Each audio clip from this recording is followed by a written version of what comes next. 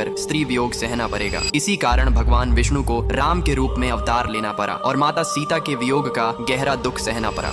एक दिन देवर्षि नारद मुनि ने गर्व में आकर यह दावा किया कि कामदेव तक उनकी भक्ति को भंग करने में असफल रहे हैं। यह बात उन्होंने अनजाने में भगवान विष्णु को भी बता दी। जब यह अहंकार भगवान के कानों तक पहुंचा तो विष्णु ने सोचा कि नारद को सही मार्ग का बोध कराना आवश्यक है। इसी उद्देश्य से उन्होंने एक दिव्य लीला रची। भगवान विष्णु ने नारद को माया के माध्यम से एक अत्यंत सुंदर नगर दिखाया जहाँ एक राजकुमारी का भव्य स्वयंवर हो रहा था। उस नगर और राजकुमारी की सुंदरता देखकर नारद मुनि स्वयं भी मोहित हो गए। उनके मन में इच्छा जागी कि वे भी स्वयंवर में भाग लें। इसके लिए उन्होंने भगवान विष्णु से हरि रूप देने का वर मांगा ताकि वे सबसे सुंदर दिखाई दें। भगवान विष्णु ने हरि शब्द के दो अर्थों सुंदर मुख और वानर का प्रयोग करते हुए नारद को वानर मुख दे दिया। नारद इस परिवर्तन से अनजान रहे और स्वयंवर में पहुंच गए। वहां राजकुमारी ने उनकी ओर देखा तक नहीं और सीधे भगवान विष्णु को वरमाला पहना दी। जब स्वयंवर समाप्त हुआ तो नारद ने पास के सरोवर में अपना प्रतिबिंब देखा। वानर मुख देखकर उन्हें अत्यंत क्रोध आया और उसी क्षण उन्हें अपनी भूल का आभास हुआ कि उनका अहंकार ही इस अपमान का कारण बना। क्रोध और पीड़ा में डूबे नारद मुनि ने भगवान विष्णु को श्राप दे दिया कि जिस प्रकार मैं आज स्त्री मोह से व्याकुल हुआ हूँ उसी प्रकार तुम भी मनुष्य रूप में जन्म लेकर स्त्री वियोग सहोगे और वानरों की सहायता से ही अपनी पत्नी को प्राप्त करोगे। भगवान विष्णु ने इस श्राप को शांत भाव से स्वीकार कर लिया और कहा कि यह श्राप आगे चलकर धर्म की स्थापना और अधर्म के नाश का माध्यम बनेगा। इसके बाद विष्णु ने अपनी माया हटा ली और वह नगर तथा राजकुमारी अदृश्य हो गए। तब नारद को पूर्ण रूप से समझ आ गया कि यह सब उनके अहंकार को तोड़ने और सच्ची भक्ति का पाठ पढ़ाने के लिए था। उन्होंने भगवान विष्णु से क्षमा मांगी और उनके चरणों में नतमस्तक हो गए। आगे चलकर भगवान विष्णु ने राम अवतार लिया, माता सीता का वियोग सहा और हनुमान तथा वानर सेना की सहायता से सीता को पुनः प्राप्त किया। इस प्रकार नारद का श्राप भी पूर्ण हुआ और भगवान की लीला भी। तो बोलिए जय श्री राम।